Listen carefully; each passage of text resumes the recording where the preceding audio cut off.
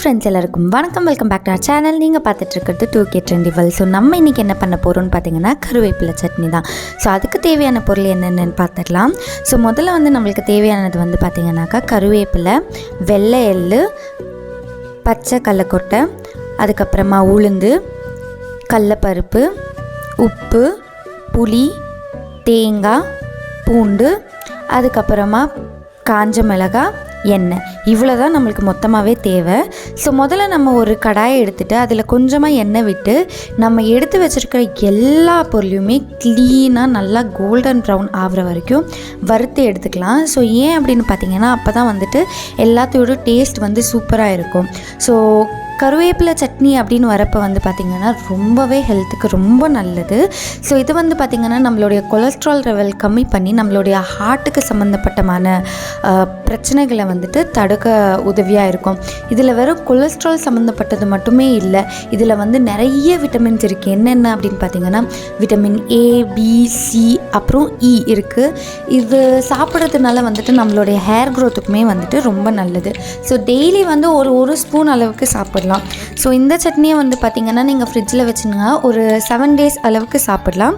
இல்லை நீங்கள் ஃப்ரிட்ஜில் வச்செல்லாம் சாப்பிட்ற பழக்கம் இல்லைனாக்கா ஒரு 2 days கிட்ட வச்சுக்கலாம். ஸோ 2 daysக்கு எவ்வளோ தேவையோ அவ்வளோ ஐட்டம்ஸ் வச்சு நீங்கள் செஞ்சு யூஸ் பண்ணிக்கலாம்.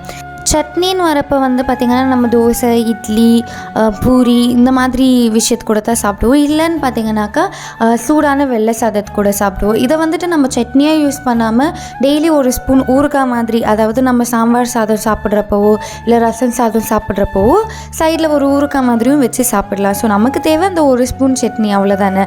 ஸோ அதனால் நம்ம டெய்லி யூஸ் பண்ணுறப்போ நம்மளுக்கு ஹெல்த்துக்கு அவ்வளோ நல்லது. ஸோ உங்களுக்கு இந்த கொஸ்டின் இருக்கலாம், ஏன் நம்ம இதெல்லாம் எண்ணெயில் போட்டு வறுக்கிறோம் அப்படின்னு சொல்லி.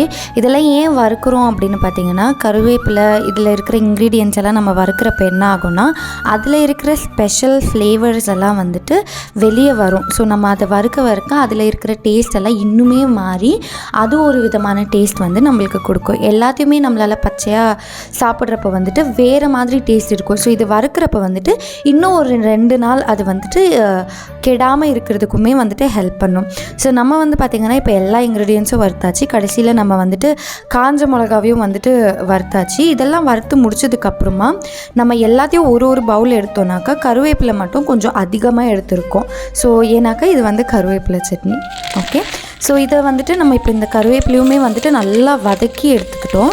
நம்ம இதை ஃப்ரை பண்ணல, அதாவது பொடியாக ஃப்ரை பண்ணல, நிறைய ஆயில் விட்டு கொஞ்சமாக ஆயில் விட்டு வதக்கி எடுத்துகிட்ருக்கோம். ஸோ வதக்கி எடுத்த இந்த கருவேப்பிலை எடுத்ததுக்கப்புறமா பார்த்திங்கனாக்கா பேனில் லைட்டாக எண்ணெய் இருக்கும், அதாவது சும்மா அந்த பேனை சுற்றி எண்ணெய் இருக்கும், அவ்வளோதான். அதில் நம்ம இந்த வெள்ளை எள்ளை போட்டு வறுத்து அதையுமே ஒரு பவுலுக்கு ட்ரான்ஸ்ஃபர் பண்ணிக்கலாம். ஸோ ட்ரான்ஸ்ஃபர் பண்ண இந்த இன்க்ரீடியன்ஸ் எல்லாம் பார்த்திங்கனாக்கா க்ளீனாக நம்ம செட் பண்ணி எடுத்து வச்சுக்கிட்டோம். ஏன் அப்படின்னு பார்த்திங்கன்னா இதெல்லாம் இப்போ நம்ம மிக்ஸி ஜாரில் போட்டு நல்லா அரைச்சிட்டு அதுக்கு போகிறோம். ஸோ எல்லா பொருளையுமே உப்பு போட்டு நமக்கு தேவையான அளவுக்கு உப்பு போட்டால் மட்டும் போதும். ஸோ எல்லாத்தையும் நல்லா அரைச்சிட்டு அதுக்கப்புறமா எவ்வளோ தண்ணி வேணுமோ அவ்வளோ தண்ணி விட்டு அரைச்சி எடுத்துக்கிட்டிங்கனாக்கா நம்மளுடைய கருவேப்பிலை சட்னி சூப்பராக ரெடி ஆயிடுச்சு. இதை நீங்கள் சாப்பிடலாம். ஸோ நீங்களும் உங்கள் வீட்டில் ட்ரை பண்ணி பார்த்துட்டு எப்படி வந்துச்சுன்னு மறக்காமல் கமெண்ட் பண்ணுங்கள். இந்த வீடியோ உங்களுக்கு பிடிச்சிருந்துச்சுன்னா மறக்காமல் லைக் பண்ணிவிட்டு அப்படியே நம்ம சேனலை சப்ஸ்கிரைப் பண்ணிக்கோங்க. கூடவே பக்கத்தில் இருக்க பெல் ஐக்கனும் கிளிக் பண்ணிக்கோங்க. So bye all.